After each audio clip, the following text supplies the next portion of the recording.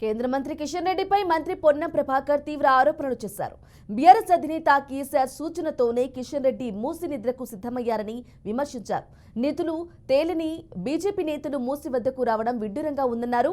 మూసి కాలువ వాసన చూసిన తరువాతైనా దైవ సాక్షిగా వాస్తవాలు చెప్పాలని కోరారు.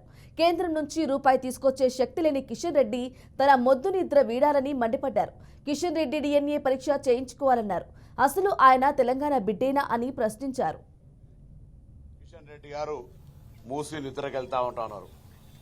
ముందు మీ బీజేపీ మొద్దు నిద్రను వదలండి. తెలంగాణ ప్రయోజనాలకు సంబంధించి కేంద్ర బడ్జెట్లో రూపాయి ఇయ్యకపోతే చలనం లేదు. వరదల వల్ల తీవ్ర నష్టం జరిగిందని అధికారులకు, మంత్రులకు క్షేత్రస్థాయి సందర్శన ద్వారా అన్ని రకాల నివేదికలు ఇస్తే మొద్దు నిద్ర వదిలేది లేదు, ఒక్క రూపాయి తెచ్చేది లేదు.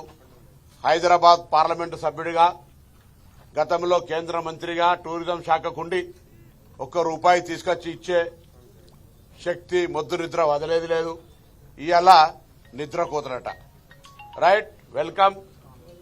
ఒకటే రోజుకెందుకు కిషన్ రెడ్డి గారు, తప్పకుండా అక్కడ ఉన్నటువంటి ప్రజల యొక్క స్థితిగతులను దైవ సాక్షిగా ఉన్నటువంటి సమస్యను నిజం ఒప్పుకునే ప్రయత్నం చేయి. మూసీ ప్రాంతంలో హైదరాబాద్ ఇన్ఛార్జి మంత్రిగా తిరిగిన వ్యక్తిగా నేను చెప్తా ఉన్నాను. మొన్న కూడా నల్గొండ జిల్లాలో ఉన్నటువంటి సంఘం దగ్గర ఉండేటువంటి మూసీ కాలువ వాసనలు చూసినాం, పంటల పొల్యూషన్ చూసినాం, బయట దేశంకి వెళ్లి అక్కడ ఉండబడేటువంటి విధానాన్ని చూసినాం. సంతోషం, ఇవాళ ప్రత్యక్షంగా మీరు చూడటానికి వస్తా ఉన్నారు. కానీ చూసిన తర్వాత మీరు హిందువులు దేవుడు భక్తి రాముడు అంటారు కదా, దైవ సాక్షిగా ప్రమాణం చేసి